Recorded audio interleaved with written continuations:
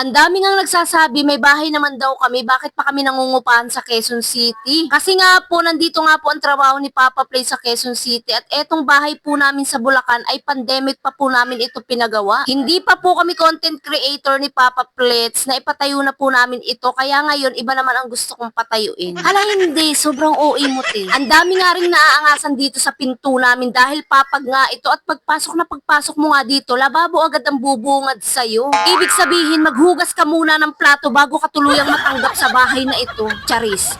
Abangan nyo pala ang pagpapalagay ko ng elevator dito sa aming mansyon. Hala, sobrang OA. Alam nyo ba, nung pinapagawa pa lang namin ni Papa Plates etong bahay, sobrang excited na excited kami sa kakalabasan na para bang hala, sobrang ganda.